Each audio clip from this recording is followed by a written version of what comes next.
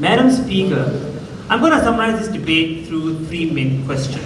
First is, are the trials that are going on right now legitimate? We're going to say yes very strongly. The government says no because we don't have cameras. Secondly, Madam Speaker, will the integrity of the trials be undermined with cameras in the courtroom? We strongly say yes on the side of the opposition. Thirdly, do you actually have an increase in deterrence as a result of this policy? We say no, because we don't think you actually achieve anything with cameras. So firstly, are the trials that are going on right now legitimate? The first thing you must understand, Madam Speaker, is that the government considered that there was no problem with prosecution.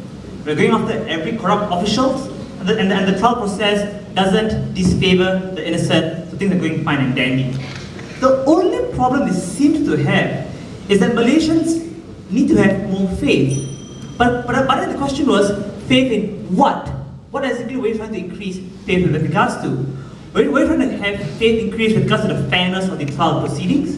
Because implicit in your first speech, there was no problem there.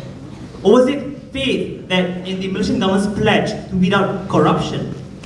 But if that was their problem really, they never told us how this faith really changed and what the value of this faith is to the world at large, to Malaysia in particular. And this is important, Madam Speaker, because the consistent line from the government, from the opposition was the status quo is fine and gives us exactly what they need. We told you the Malaysians get all the information they want for the more than 20 different newspapers in the country. Later, Prabha. They get more than 20 different viewpoints. So the government had to tell us what new viewpoint, what unique perspective a layman could get from watching the whole trial on TV that you couldn't get from the multiple publications out there. So ultimately, when you look at the case, it really boiled down to this one thing. There's a tiny minority of citizens who are probably retirees who have a morbid fascination with every sordid detail of a trial. So to that, we've got plenty of responses.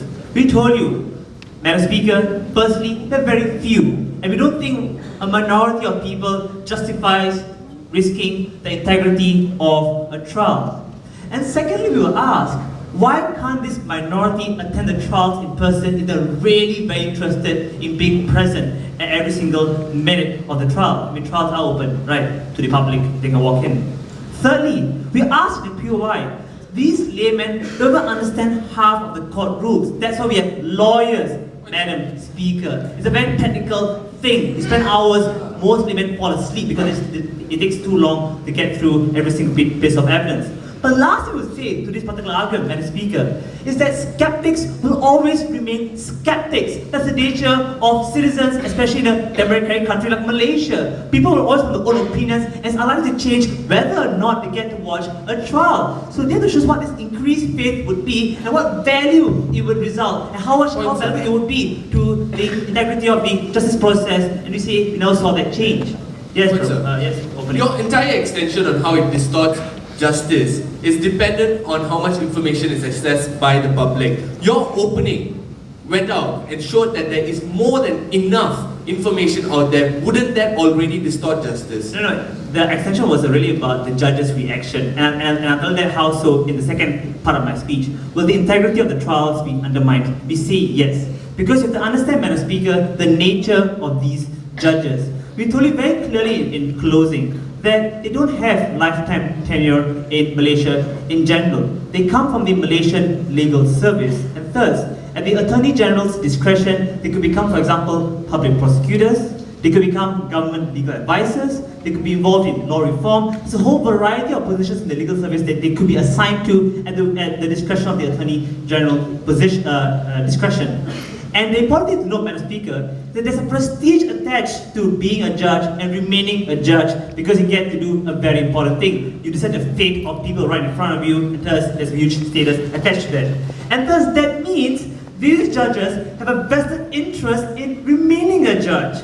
And given that these judges are aware that the Attorney General's decision on who gets to be a judge is partly based on the need to deal with public perceptions, we will argue the only logical conclusion you can arrive at is that these judges become concerned with how the public views them. And this is very important, Madam Speaker, because It's very different the moment we've got cameras in the courtroom. Every gesture of the judge could be watched and made fun of easily by any one person out there. Every single word he utters will be scrutinized heavily and speculated wildly by anyone who has a vested interest in doing so. And we argue the danger isn't so much that the public, might react adversely, but the danger is that the judge himself becomes distracted from the trial proceedings. And we say it affects his ability to actually act judiciously and ensure that innocent are protected and the guilty are punished. No, it wasn't. He told exactly about the nature of the legal service.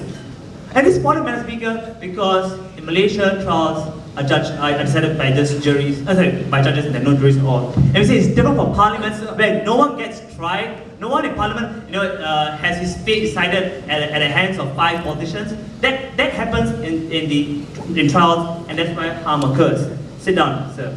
But let's look, and that's why we argue you can't risk the integrity of the trial proceedings with this policy. But let's look at the third issue. Are you actually going to achieve increased deterrence, which is the focus of the closing government? We don't think so. Because firstly, Madam Speaker, how do you deter people primarily? The fact is, jail time does the job. As long as you give out hefty fines and long jail sentences, people get deterred. And from what I understand in Malaysia, it's a very long period of time you serve, up to more than 10 years at least at the minimum, especially if a very senior politician gets involved. But furthermore, Madam Speaker, the analysis regarding saving face and how public officials are concerned about their reputation is already dealt with and already factored in the status quo, where the photos of these politicians are pushed out into the media and everyone sees that. So we will argue that again there's no difference from the status quo, and we don't see the point of the policy from the government. So that's why we argue the status quo is fine. All it's going to do is cause a risk to the integrity of the trial proceedings, which is the entire line for the opposition bench. So in summary, Madam Speaker, we don't think this debate has amounted to anything more than giving a few retirees a chance to gossip about the latest wig that the judge has won. That's why we beg to oppose.